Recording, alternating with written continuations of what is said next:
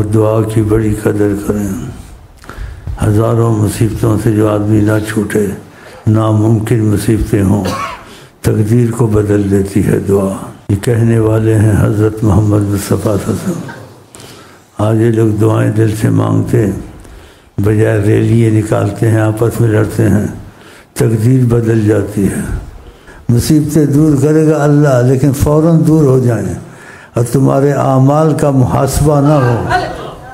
تمہارے اعمال کا محاسبہ تم نے کیا کیا ہے وہ سرکار کرا دے۔ ان کے تقاضۂ کرم کے خلاف ہے، کوئی در سے خالی جائے نہیں جاتا۔ میں نے بڑے ٹھوس ثبوت پہلے دیے ہیں، ایسی کتابوں سے دیے جس کو وہابی بھی مانتے ہیں۔ وہابی بھی مانتے ہیں کہ دیہاتی مصیبت زدہ تھا، سلام پڑھا اور اپنی مصیبت کا ذکر کیا دل میں۔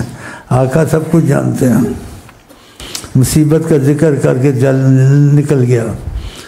ادھر رئیس المحدثین جو مشہور ہیں محدثین میں، عبداللہ ابن مبارک، ان کی آنکھ لگی، آقا جی کو دیکھا، کہا الحق العربی، جلدی سے جاؤ یہ دیہاتی نکل نہ جائے، پکڑو اس کو بتاؤ آقا جی نے تمہاری بات سنی ہے، تمہاری مصیبت آسان ہے۔ تو اس کتاب سے حوالہ دیا ابن کثیر سے، اس نے لکھا، وہ گمراہ تھا، بڑی تحقیق سے لکھتا ہے باتیں۔ پھر زبردست محدث جو رئیس المحدثین تھے، اور آقا کہتے ہیں سلام کو جواب دیتا ہوں حاجات آقا جی کہتے ہیں میں گیا بیت المقدس میں، رستے میں دیکھا موسیٰ اپنی قبر میں نماز پڑھ رہے تھے۔ آقا جی نماز پڑھتے ہیں، آقا جی بیٹھتے ہیں، آقا جی اٹھتے ہیں۔ یہ صحیح حدیثوں کے حوالے ہیں جس میں اختلاف نہیں ہے۔ ادھر مرتے ہیں ادھر مرتے ہیں، جی مدینہ شریف نہیں جاتے ہیں، ادھر چلے جائیں اور آئندہ وعدہ کریں آقا جی سے، ہم آپ کے غلام ہیں اور ہم سے جو ہوا ماضی میں معافی مانگتے ہیں، اور آئندہ ہم آپ کے کہنے پہ چلیں گے۔ اور پھر یہ قرآن کا آئین رکھیں، نبی کریم کے حکم کو رکھیں، نہیں اپنا آئین بنا کے بیٹھے ہوئے ہیں۔ بتا کہاں سے ان سے رحمت آئے گی ان پر؟ جب خدا کو ناراض کر کے بیٹھے ہیں، آقا کو ناراض کر کے بیٹھے ہیں، ان کی گاڑی کیسے چلے گی؟ یہ کھلی باتیں ہیں۔ اور تمہارے لیے حیات النبی آقا جی ہر وقت موجود ہے، ان کو اوروں کی طرح نہ نشست بدلی ہے، ادھر سے ادھر بیٹھ گئے بس۔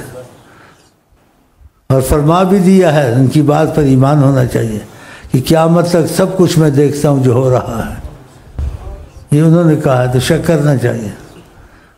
بہت سے واقعات ہیں، لیکن آپ اس میں خیال نہیں ہونا چاہیے، آپ کے دل میں یہ عظمت خدا رسول اتر جانی چاہیے۔ تو آپ 5 وقت کی نماز اگر آپ نے نہیں چھوڑی اور وظیفے آپ سے نہیں چھوٹے، یہ وظیفے میرے تو نہیں ہیں، لا الہ الا اللہ میں لایا ہوں، آقا لائے ہیں، قرآن آقا لائے ہیں، درود شریف آقا لائے ہیں۔ اگر یہ ترتیب جو آپ کو وظیفے میں دی نہیں چھوڑی آپ نے، آپ آج سے نمازی بن جائیں گے، آپ کا رزق بھی ٹھیک ہو جائے گا، آپ کے دشمن خود آپ سے دور ہونا شروع ہو جائیں گے، کیونکہ نبی کریم کی طرف ہو رہا ہے اور نبی کریم تم کو قبول کر رہے ہیں۔ تو کیا تم کو چاہیے سے بڑی چیز؟ یہ شک کی چیزیں نہیں ہیں، تم کلمہ گو، یہ نہ یہ باتیں اخباروں میں لکھتے ہیں، نہ کالم میں لکھتے ہیں، نہ کسی کو کچھ کہتے ہیں، ایسی چیزیں کوئی قرآن حدیث کا حوالہ نہیں دیتے۔ کیسے مسلمان ہیں؟ یہ حالات ایسے اچھے ہوتے ہیں، جب خدا تعالیٰ ناراض ہو جائے تو پھوٹ ڈالتا ہے، بیچ میں پھوٹ پڑی ہوئی ہے۔ میں اپنی طرف سے نہ کوئی مشورہ دیتا ہوں، نہ کوئی اپنی طرف سے کوئی تم کو یعنی یہ بتاتا ہوں کہ میرے دل میں ایسے آیا ہے۔ میں تم کو کہتا ہوں جو آقا جی کہتے ہیں، نبی کریم کہتے ہیں، اس کو مضبوط پکڑو۔ تو خدا سے دعا کرتا ہوں کہ اللہ تعالیٰ آپ کو ہم کو ان کی سچی محبت عطا فرمائے، وہ محبت جو ہمارا تمہارا موت سے پہلے ان کا سامنا بھی کرا دے۔ یہ چیزیں حق ہیں، ہوئی ہیں اور زمانے میں کسی کے ساتھ ہوتی بھی رہتی ہیں۔ ساری کائنات پہ حاوی ہیں، ساری کائنات پہ۔